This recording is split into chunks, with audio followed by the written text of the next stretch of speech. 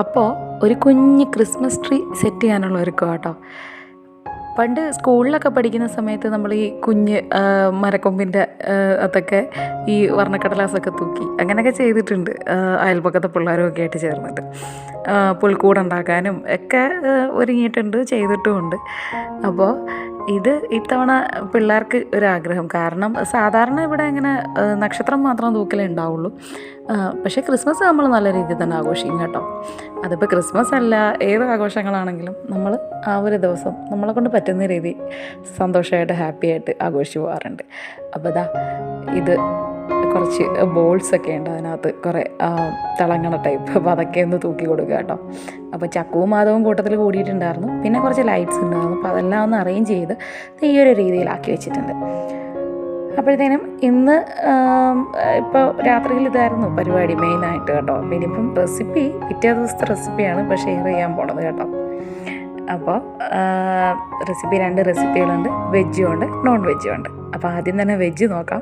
ഇത് നല്ലൊരു അടിപൊളി ചെറുപയർ മസാലക്കറി കേട്ടോ. അപ്പോൾ ആദ്യം കുറച്ച് എണ്ണ ഒഴിച്ചിട്ട് ഇച്ചിരി നല്ല ജീരകം ഇട്ട് കൊടുത്തിട്ട് ഇഞ്ചിയും വെളുത്തുള്ളിയും ചതച്ചതും പിന്നെ സവാളയും കൂടെ ചേർത്ത് കൊടുക്കുന്നുണ്ട്. എന്നിട്ട് നല്ലപോലെ ഒന്ന് അത് വഴണ്ട് മൊരിഞ്ഞ് വരണം. അത് നന്നായിട്ടൊന്ന് മൊരിഞ്ഞ് കഴിയുമ്പം ഒരു 1/4 സ്പൂൺ മഞ്ഞൾപ്പൊടിയും അതുപോലെ തന്നെ ഒരു 1.5 സ്പൂൺ മല്ലിപ്പൊടി, പിന്നെ അതിലേക്ക് 1 സ്പൂൺ മുളക് പൊടി. അധികം എരി വേണ്ട കേട്ടോ. പച്ചമുളക് വേണമെങ്കിൽ ചേർക്കാം, പക്ഷേ ഞാൻ ഇതിൽ ചേർക്കുന്നില്ല കേട്ടോ. കാര്യം നല്ല എരി ഉണ്ടാവും ഇപ്പോൾ ഇങ്ങനെ ചെയ്യുമ്പോൾ തന്നെ.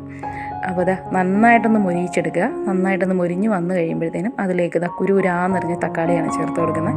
ഇതും കൂടെ ചേർത്ത് കൊടുത്തിട്ട് നന്നായിട്ടൊന്ന് വഴറ്റിയെടുക്കുക. നമ്മളിപ്പോൾ ചെറുപയർ ഈ രീതിയിലൊന്ന് വെച്ച് നോക്കിയിട്ടുണ്ടെങ്കിലോ ചപ്പാത്തിയുടെ കൂടെ നല്ല അടിപൊളി കോമ്പിനേഷനാണ് കേട്ടോ.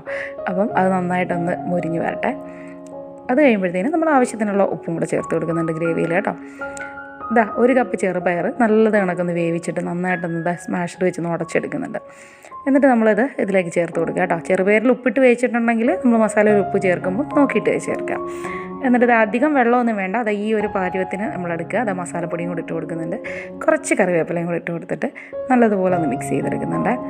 നല്ല അടിപൊളി കറിയാണ്. മാത്രമല്ല ഇത് ചെറുപയറല്ലേ, അപ്പം മാംസ ഗുണങ്ങളും കാര്യങ്ങളും എല്ലാം ഉള്ളതാണ്. അപ്പോൾ അതിൽ ഇത്തിരി ബട്ടറും കൂടെ ചേർത്ത് കൊടുത്താലുണ്ടല്ലോ ചപ്പാത്തിക്ക് മാറ്റി നിർത്താൻ പറ്റാത്ത അടിപൊളി കോമ്പിനേഷൻ കേട്ടോ.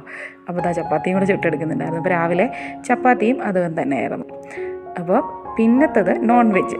മനസ്സിലായല്ലോ, ഞണ്ട്. ഇവനും കാൽസ്യത്തിൽ ഒക്കെ മുന്നിട്ട് നിൽക്കുന്ന ഒരാളാണ് കേട്ടോ. അപ്പോൾ അതിനും ഞണ്ട് കിട്ടിയിട്ടുണ്ടായിരുന്നു, നല്ല ഫ്രഷ് ആയിരുന്നു. അപ്പോൾ തന്നെ ഞണ്ട് ഞാൻ വെട്ടി വൃത്തിയാക്കി എടുക്കുന്നുണ്ട്.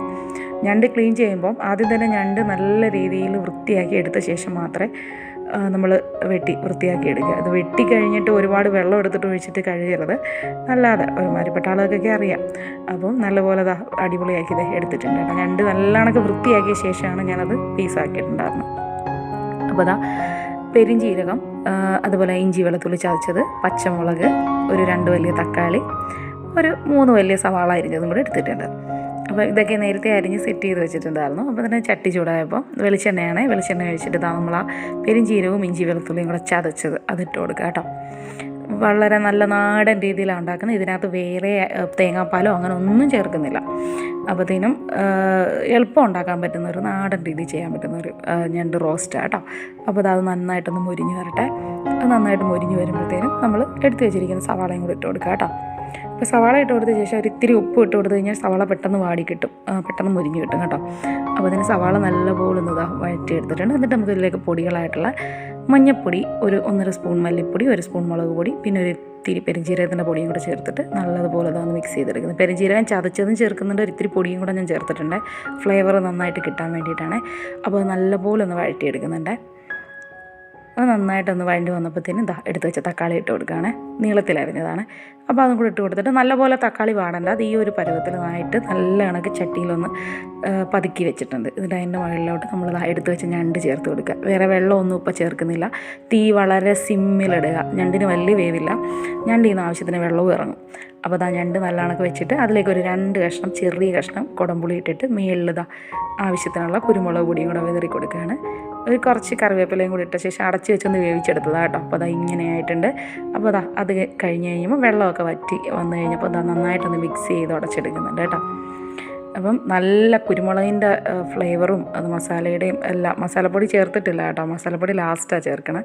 അപ്പോൾ അതാ ഇപ്പോൾ മസാലപ്പൊടിയും കൂടെ ചേർത്ത് കൊടുക്കുക കേട്ടോ. നല്ല അടിപൊളി ടേസ്റ്റിലുള്ള ഒരു ഞണ്ട് റോസ്റ്റ് റെഡിയാണ് കേട്ടോ. അപ്പോൾ ഉച്ചക്കലത്തേക്ക് ഞണ്ട് റോസ്റ്റും പിന്നെ നമ്മുടെ അമ്മയുടെ അടുക്കൽ നിന്ന് കൊണ്ടുവന്ന ചേമ്പൊക്കെ ഉണ്ടായിരുന്നു, അത് വെച്ചിട്ടൊരു വസ്ത്രം ഉണ്ടാക്കിയിട്ടുണ്ടായിരുന്നു. അപ്പോൾ ഇന്ന് ഇത്രയേ ഉണ്ടായിരുന്നുള്ളൂ. അപ്പോൾ ഇതാ നമ്മുടെ ക്രിസ്മസ് ട്രീ ഒക്കെ വൈകുന്നേരം ആയപ്പോഴത്തേനും ഇതാ ലൈറ്റൊക്കെ കത്തിച്ച് നല്ല അടിപൊളിയായിട്ട് നിൽപ്പുണ്ട്. അപ്പോൾ ശരി, എന്നാൽ പിന്നെ കാണാം.